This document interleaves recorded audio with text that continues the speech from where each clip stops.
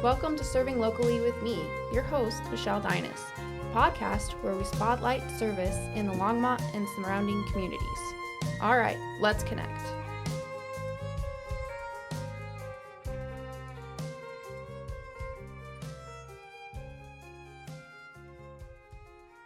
Hi, welcome to this episode. We are featuring Hope Lives, and this is Elise. This is Elise Carver, and I just wanted to take a second and say thank you for being on the show today, and I'm excited for what you have to talk about. And so we'll go ahead and open it up with just who are you and what is Hope Lives, and just a quick little overview. Sure. Well, thanks for having us. We really appreciate the additional exposure. So my name's Elise Carver. I'm the executive director for Hope Lives. And we are a local to Northern Colorado breast cancer. Our full name is Hope Lives Lydia Doty Breast Cancer Support Center. That's a mouthful. And if you saw our small office, it's not what you might think of as a center, but we still are really a hub to be able to offer support in a lot of different ways, which I'll talk about. So we are going into, I'd say, probably our 22nd year. It's a little funky because we were founded in 2001, but we started services in 2002. So that's why it's sometimes like, okay, what year are we getting into? So we were founded by Lydia Doty, and she is a well-known businesswoman in Northern Colorado, especially in Fort Collins. So she started No Coast Style magazine more than 35 years ago. And she felt compelled to start Hope Lives when she went through her own breast cancer journey. And because she was so connected into the community, a lot of people offered or advice or contacts to sort of help improve her quality of life when she was going through treatment. Things like acupuncture and massage and lymphedema massage and counseling and just all kinds of things, integrative modalities. And so she felt like it helped her so much that she just felt compelled. She said she had to, learn how to start a nonprofit, and it's certainly different than in a traditional business perspective, but she just felt very compelled to be able to offer these services to other breast cancer clients. So as I said, essentially we exist to just try to improve quality of life when folks are going through treatment. Being a small nonprofit, we see our clients all the time. They come in when they get onboarded. And for me personally, I look at these women and they're no different than I am or any of us are, right? Because it's all different age ranges. And I think about putting myself in their position, and the diagnosis would obviously be very scary and uncertain. And the treatment scares me almost as much, especially the chemo. Folks just get so sick. Mm-hmm. So we exist to try to improve quality of life, try to help mitigate some of the financial and emotional and physical struggles that our clients go to, give them hope like that's in our name, give them all kinds of resources. So essentially how our program works is that we give our clients a set of vouchers. Right now it's still paper vouchers. We'd like to automate one of these days. And then we give them a list of providers. So we contract out with various providers in the community, and we vet them out. So we get, we're very protective of our flock. And so we give them a list of our providers. And what I love, many things about our program that I love, is that we don't dictate how they use them. We just say, here's a list. Why don't you mix and match? Or if there's something in particular that you feel like that meet whatever they need. And what's nice is it's kind of like free money, so that they might think, oh, I've kind of wanted to try acupuncture, but, I just haven't, or I didn't really have the funding, and it just allows them to kind of, mix and match. And then hopefully it's a good thing for our providers too. It certainly, most of them will say it fills their cup just with what they do, but we hope that relationships form and that they continue to see each other, or they bring their friends and their family, and we believe in all of our money for our program goes to paying the providers. They usually give us very generous discounts, but we believe it's very important to honor their livelihood and professionalism. And the other thing I'll say is that we try to make the qualifications easy. So you just need to be 18 years of age or older, and either living in Larimer or Weld counties. And I realize Longmont, I think, is Boulder, isn't Yeah. it? But pretty We're close to close. these other We're close to ones. surrounding areas. Right? Yeah. So the other nice thing is, if someone is seeking treatment in Larimer or Weld County, they would also qualify as well. So, yeah, that's a bit about us. Wow, that's awesome. Yeah. We have had many women in family and extended family have breast cancer. So that is near and dear to my heart, that you want to improve quality of life for these women that are going through this struggle. Yeah. Sure. Well, I'm sorry that you have personal connections. Unfortunately, I don't know if there's really any of us that doesn't. Exactly. So yeah, it's a good thing to pull the community together and connect and help everybody out on that. yeah. That's fantastic. Give us a little background about your organization. Yeah, sure. So, I kind of already gave you kind of how we got started. Our brick and mortar office is in Fort Collins, and we're kind of in Midtown. We started off in Larimer County, and in more recent years, we also have expanded to Weld. We'd love to, at some point, someday, to be able to offer support for folks in other kinds of cancer treatment. Unfortunately, fortunately and unfortunately, we're a very small nonprofit. Fortunately, we get to see the difference we make, on a daily basis. And I get to learn all aspects of how to run a nonprofit, because I was recruited right when the pandemic went down. So I don't even know what normal really- looks because we are small. We want to make sure that we always meet our scope of at least making sure we take care of our breast cancer clients. But we have high goals of being able to serve not only other types of cancer, but extend our service area, as well. So hopefully we'll get there. And so a couple of other things about us, our numbers have more than doubled in the last 2 years. And that's real dubious working for a breast cancer nonprofit. I do a lot of networking because one of my jobs as executive director is really community engagement and getting the word out and doing these exact kinds of things. And it's always dubious when I'm out there because a lot of times small businesses, these networking things are about growing their small business. And I'm like, I kind of wish our organization would close, because if there was a cure for breast cancer, I'd gladly go find a job somewhere else. Right. But until that happens, we're just grateful that we can meet more need. And so they think that one of the reasons why our client numbers have went up so much is another, unfortunately, side effect of the pandemic, that mammograms were missed, either because they couldn't get in or because of the world falling apart. Yeah. And so, it's even that much more important to continue our important mission. And the other thing we're really proud about that I need to get better about really advertising is that we started a survivorship program this year. And we're really proud about that and excited about that. And our program manager, Nikki, is a survivor and a past Hope Lives client. And she's worked with Deanna with an organization called Soul Agency. And they really call this a movement. They really want this to be a movement. So every month we have a different location where there's a speaker series. We also give them a voucher if they come and attend so that they can go get a massage or do something themselves, because oftentimes once initial treatment is done, boy, they could still really use the support, and they just feel like a very different person, Well, and it their takes your body body is a different. long time to heal. Even if it's gone, it's a new normal that Right. you have to get used to. Right, exactly. And especially as women, it just robs us of so many things that are part of our, femininity, and then fear of recurrence and things like that. So, we have lots of goals that we want to get to, and we also want to make sure that, we continue to meet that mission that we are originally founded on. So we're 100% local. Everything stays in Northern Colorado, directly to support, our folks who need us. That's fantastic. What is your focus at Hope Lives?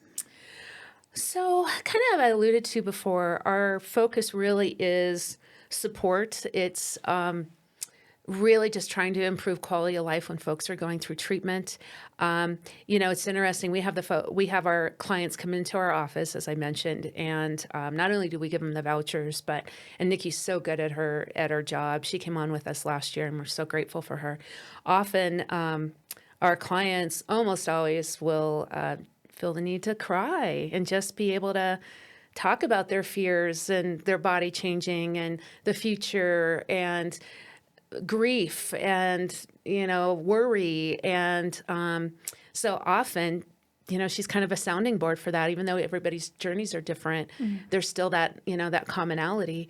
And we're also a resource forum. We have all kinds of different resources out there to say, have you checked on this group? Have you, all kinds of different things.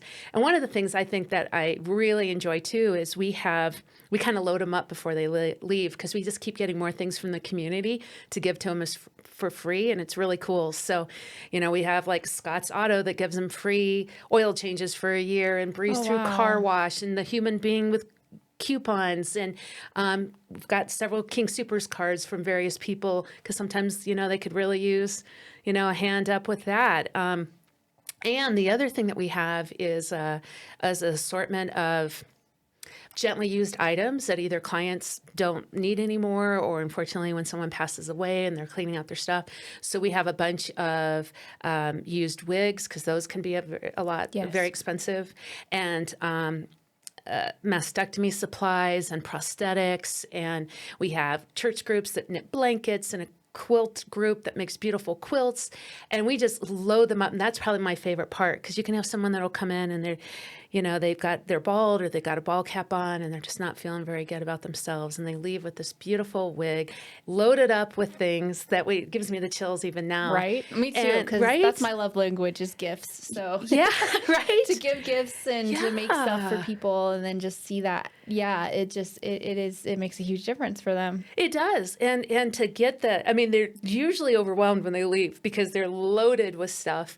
And then we'll usually say, and this is also a reminder that this whole community is behind you. Right. Like all of the stuff was from the community.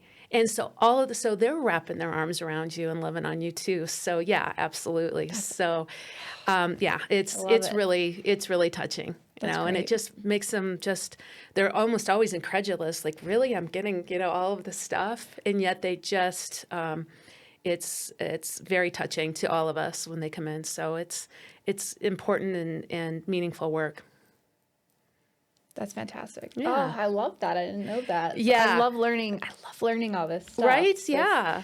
I wish I had more hours in the day so I could devote like an hour every day to all these to learn more about these. Yeah. Yeah. Absolutely. I am truly blessed to sit here and learn, and I would feel the same way. it's great. Yeah. It's great. All right, cool. We're ordained Stephen ministers. Oh, nice. So to have to have somebody be there to just let them talk. That's good for you guys. I don't know a ton about the program. I know a bit. Yeah, we're just after people. We're just schedule time to talk and just communicate with people, and just have them just work through whatever they're going through, and just be there to be consistent and caring and listen. So yeah, I like good that. for you guys. Yeah, I appreciate that you grow in with people when it's a difficult time, and like you said, just allowing them to. It's amazing how beneficial that can be sometimes, just for people to be able to talk and feel like someone is listening to them. Just to be listened to. Yeah. And not in a safe environment. Yeah. And that's hard to find. Yeah. Right. All right. What makes the work of Hope Lives different than other similar serving organizations? Well, we do get asked quite a bit whether we're national or if we have money that goes to research or to fund administrative endeavors or political endeavors or various things like that. And I think one of the things that really makes us unique is that we are 100% local. 100% of our funding goes direct client, care, as I've already mentioned. I think that makes us very unique. We don't do anything with research or, education in that sense. We educate with, local resources and stuff. And I think that's how wonderful, and we need it because we want to be able to have a cure someday, and the research and all that's really important. But that's just, not what we do. We provide, direct care, and it's, again, completely local. It's always amazing because October is a big month for us because it's Breast Cancer Awareness Month. Yes. So we always have people that reach out to us and say, we want to do some sort of fundraiser or something else, which is great. Because like I said, our costs have went up this year and last year too, with more clients and survivorship program. And sometimes as the executive director, I'm scrutinizing the budget and I'm like, oh my gosh. But I just have to continue to believe that we're doing good work and we'll be taken care of, and folks will be taken care of as well. And we've been able to do that. We haven't had to turn anyone away. But I think that is one of the things that does really make us unique. Is when I was finishing my thought with that, and so in October when people reach out, I will always have. In fact, I just got a phone call yesterday when I was walking out the door. We'll have people, even as south as Denver, companies that will reach out to us and they will say, we tried to find something like you guys and we could not find it down here. So if we have to ship the money up north, then that's what we'll do. And I'm always amazed by that, especially in Denver being as big as it is, that happens. And yesterday, we just had the same thing. We have a swim meet. And that's one of the cool things too, with us being so community driven, is it really does take a community. I mean, we have Girl Scout groups that collect self-care stuff. We had a sorority from UNC just drop off a check. We've got a men's group in Greeley called the T-Hogs, the Trophy Husbands of Greeley. Nice. And they gave us... I had a check presentation with the T-Hogs, and they're a hoot. That's awesome. And, to all kinds of businesses that, want to give back. And that's another thing that I just truly love, is that it really does take this whole community, and it's, that's really special too. So I think that's probably what makes us the most unique. That's great. I like all of that. Yeah. It's fantastic. That's one of the things that's so fun. You just get the call, or we had the sorority just show up, or had the message that the T-Hogs picked us as one of their charities. And it's a lot of fun, and it's just humbling. And I moved, I'd been kind of all over, but I had been in the Denver area for a number of years, and I moved up north in 2018. And I think that's been one of the things that's been most gratifying me personally, is just so much more of a community, feel, especially then working for a small nonprofit, just seeing like, wow, it really does take everyone, working together for the greater good. Yeah. I feel all of that. Yeah. I feel it. Yeah. So what are your greatest needs? Well, if you talk to any small nonprofit, they will probably say funding is right up there at the top. Yes. We are 100% relying on soft money and community donations, because we aren't traditional on the medical side. I worked for a hospice before this, and the majority of their funding comes from Medicare, but we don't get any help, for any kind of government assistance, because we aren't a traditional, medical organization, if you will. So especially me being the executive director, I'm constantly hustling, constantly. In fact, I have race flowers in my purse in case anybody wants one. Good, yes, always. But I'm just constantly hustling because I feel a responsibility. I want to make sure that all of these women, I say women because all of our clients are currently women, but men do get breast cancer as well, and we would absolutely help them as well. But I feel a huge responsibility to make sure that we can continue to help them. So fundraising is always right up there at the top. But I want it to be, when I'm out in the community, I like it to I kind of talked about this with the providers. I like it to be a win-win. So, hey, a business wants to partner with us in October or some other time. Maybe it's a restaurant that says on a Monday night, we'll give you 20% of the proceeds. Okay, great. Well, that's an easy ask for on our side of it. Doesn't take a lot of bandwidth. And maybe we bring in a few more customers than you would normally have on a Monday. Yeah. And then everybody wins with it going to, the folks that need it. Or we'll have partners that I'll say, you guys are being too humble. You need to say this. In my humble opinion, should put this on your website. These are the people you support, because other community members should know that you're civic minded and community minded. And, so when I'm out there, I always want it to be sort of a win-win. And so with fundraising, it very easily, I hope that it can be something that's mutually beneficial for many ways, whether it's, on the emotional side of it or whether it's financially. And every little bit helps. We're a small nonprofit. $50 donation buys one service, and most of the time. So sometimes people think like they have to have some sort of grandiose effort, and it really doesn't. It's all of these things put together that, really matter. We can always use volunteers, that whole time, talent, or treasure. So if your heart is with volunteering, and that's where mine has been my whole life. So I'm glad to kind of move from the corporate world into the nonprofit world. And that's everything from, we could use basic office help. We could use volunteers around events. We could use help with grant writing that I haven't been able to touch because, we're so small, social media, all those kinds of things that for a small organization, we can't always get to. We're always looking for more providers. So if there's somebody that, everything, like I said, from acupuncture, massage, lymphedema massage, counseling, nutrition, wigs, mastectomy supplies, house cleaning, energy work, hypnotherapy. We brought on a hypnotherapist recently. So we're always open to, everything started with an idea. And the more providers we have, it just gives that people that many more choices. And even if we have 10 acupuncturists, because it is probably our most common service, I still like to have them spread out so that people don't have to drive as far, or maybe they can get in sooner. So if there's an interest in any way, there's, a spot that we could certainly use help for. And really just spreading the word, because it really comes down to, we want to make sure that anybody in active treatment for breast cancer or as a survivor, that we help. So making sure that those referral systems are strong as well to, that's ultimately what it all boils down to. Yeah. Do you have any events coming up or any volunteer opportunities? Yes. So we have resuscitated our 5K like I said, I came on in 2020. It used to be called the Pink Boa, hence the name. We gave out pink boas. And my recollection not my recollection but the documents have been able to gather. The last time we did it was 2016, I believe. Oh, wow. So it's been a while since we've done it, but especially with their numbers going up, and we're like, let's try to do it again. So it's now called Running for Hope, because the place where we're having it really doesn't want to have the mess of boas all over the place. It's on trails of a little environmental center, and didn't want to deal with, That's all good. all of that. That'll be on Saturday, May 20th. And it took us a long time to find a spot, believe it or not. But the spot that we landed on is actually, I prefer it now.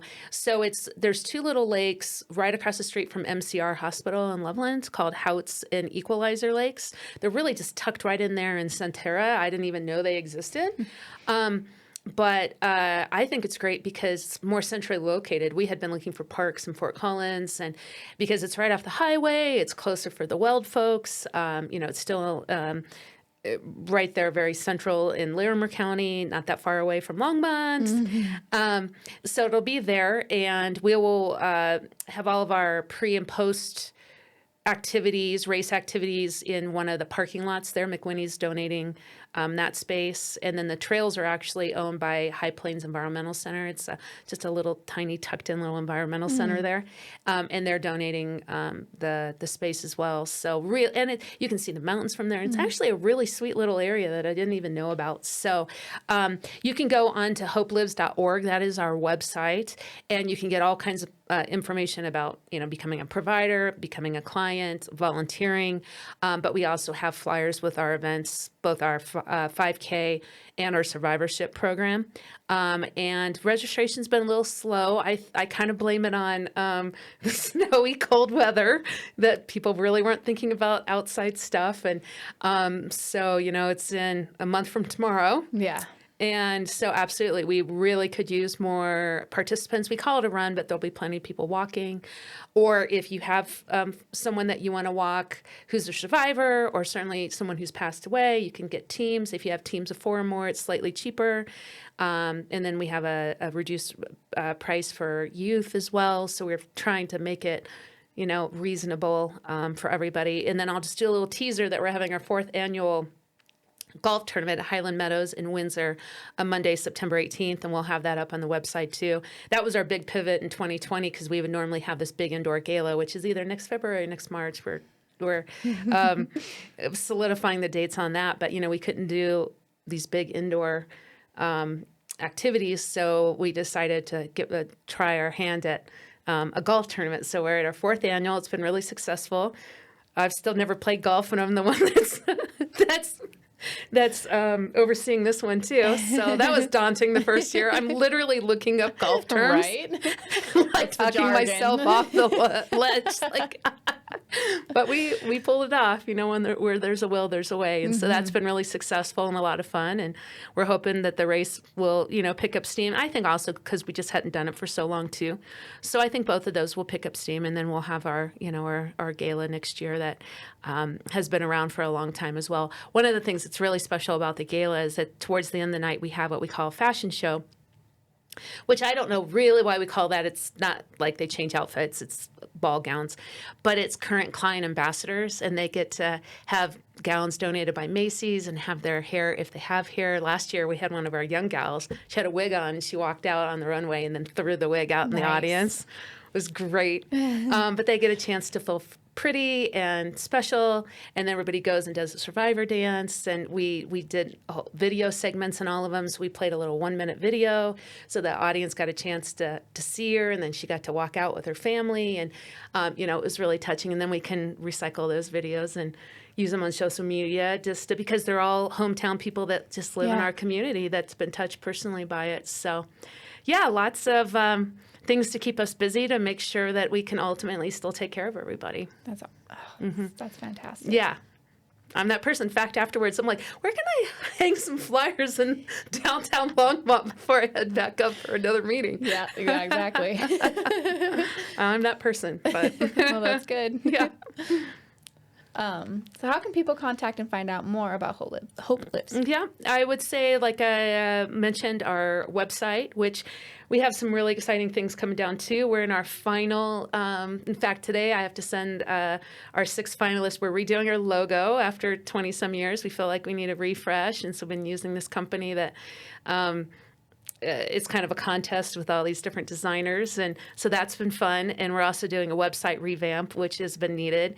Both of those were donated to us. So it's awesome. amazing. Yes. So stay tuned, but hopefully it's been a long project. You know, websites take a while with redesign, I'm finding out. But hopefully in the next couple of months, we'll have a new website. But in the meantime, and it will stay hopelives.org. And that's, again, where you can find out all kinds of information about us. You can certainly call the office, 970-225-6200. You can certainly reach out to me, Elise at hopelives.org. We also have info@hopelives.org is another kind of inbox that we check. You can always Google us if you forgot any of the rest of this information. Yeah. You're on Facebook and Instagram. Yep. Hope Lives Colorado for Facebook, and Instagram, I think, is Hope Lives FC for Fort Collins, I think. Okay. I'm not the social media person. I will have it on my QR code and under my. I think I already have it there. Yeah, so as always, you can go and look under serving partnerships and find their in alphabetical order. So good. Because I took a social media class this week, and I was like, okay, this is a good reality check. I am dating myself with this. I would like to take that class. I'm working on it, but it's hard. Yeah, there was always new stuff. Right, especially with all the AI stuff and all the bots. And, you know, you wonder how many times you think you're talking to a person and you're really not. So, yeah it's fascinating and scary at the same token. It's a huge monster. Yes. But yeah, so I'll have all that information in the show notes also for anywhere that they find this, and I'll probably post a little infograph also with that stuff. And yeah. All right. Is there anything else you would like to add or talk about? I just think that I was thinking about that on the drive over here today. And I think that sometimes people feel like, and I think I kind of talked about it before, that you know, like what they have to offer might be insignificant or something, and it's really not. So if there's any kind of interest at all, whether it's us or another small nonprofit, we need the help. You know, I'm the only full-time employee, and then we have a part-time program manager who oversees the clients and the providers. We have a contracted out accountant, and then we have a small board. So there's always opportunity, whether it's us or so many other really worthwhile nonprofits that are out there. And it's just, I think, deciding where the interest is, where your experience, where your heart is, where you, so that you don't feel like it's a burden. And whether it's us again or someone else, and if that's funding, and that's great, because, you know, we all kind of worry about where the future is with finances, and we really worry as nonprofits that, as discretionary funding or fear or whatever set in, that it's going to affect us. And again, we just have to believe that, we're just going to continue to do the work that we do, or like I said, maybe wanting to be a provider, and or if people have things that they want to donate, those community items, that if there are quilters or knitters, or you have hats even that you want to donate, because so many folks need winter hats, but then they need some cooler hats, in the summertime, and you have old wigs, if there's just something that you can think of that might bring someone some comfort. And again, we're always open to suggestions too. So there's just lots of ways to plug in, whether it be us or anyone else. That's great to add. Yeah. Yes. And I appreciate that, to help anywhere. Just, wherever your heart is at, go there. And you'll be rewarded in ways that you won't expect. It's so true. I mean, our so many days, and especially around this race and stuff, it can be exhausting, and it's long days. And, again, it's going to every networking thing and hanging the flyers and doing all this stuff, especially around events. But I mean, it's so worthwhile. All of this, I mean, there's just, everybody has their own stories, and I'm touched every single time someone comes in. Yes. I was thinking the other thing when I was driving over here, I would probably say that ones that touch me the most, and I'm not a mother, and I'm certainly not young, but it's the young moms that really get me, because here they are going through this arduous treatment, and yet they're still trying to be a mom to their kids. And those are the ones that really, and I guess the other thing I would say, if I have just a moment, is our breast cancer is not an older person's disease anymore. I can't tell you how many clients we have in our 30s and now in our 20s, all the way up to 60, 70, 80. So I would say just really advocate for yourself, especially as young women. You're not getting mammograms, so at least be doing self-checks, maybe go do the HER scans, even if it's out of pocket. We brought on someone last week who's stage 3, she's in her 30s, she has a toddler. It's another one that just grips you. And she said she found a lump right after she had her son. And because she was young, and because it was right after having her son, the doctors just kind of poo-pooed, and they were like, "Oh, it's nothing. It's just hormones. You're not old enough." Right. And so she had to really advocate for herself. So that would probably be my parting message, is just in general, whether you're going through treatment or you're trying to avoid it, just really we need to advocate for ourselves. And I know it's easier said than done, because we're not the professionals. We're hoping, that they are. But I think that there's a lot more that, we can be doing as women to try to just be as proactive as we can. Oh my goodness, that hits on so many things. That yes, be your own advocate. And if you, because you nobody knows you like you do. Yeah, absolutely. And she said it took like going to 3 different doctors or whatever just to get the scans to say, no, I am not, this is not normal, and does not feel right. So yeah, absolutely. But there's lots of good things too. I was talking to somebody else this week that was like, especially because we're, I think it was that social media class, because we're supposed to be posting however many times a week. And we don't always want to be doom and gloom, A. B, I want to always be having to beg people for money. So we also do want to have educational things, or just showing the positive side. Our name is Hope Lives. Mm-hmm. And so there is hope, even in the most dire, situations. So there's plenty of, good stuff that happens too, and just being willing to just kind of row in with all of it. So be your own advocate. Mm-hmm. Absolutely. And advocate for your kids too. Yeah.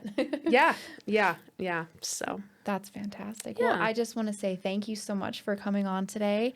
And I look forward to hopefully being able to volunteer at the run. Thank you. My heart is there. I want to be there. I'll be recovering from surgery, so we'll see how we're doing. Yeah, of course. But anything else I can do would be great. Find their information. I'll post their stuff when it's posted on your social media. Yeah. I forward that on. Thank you.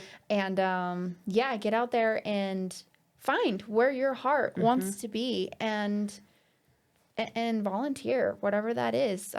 We don't have money, so I volunteer time. Yeah, exactly. This is my contribution, and my heart is in so many places. I want to help everybody. So just just having something like this it's really fulfilling for me, and I hope that it's making a difference for many organizations and then people to connect together.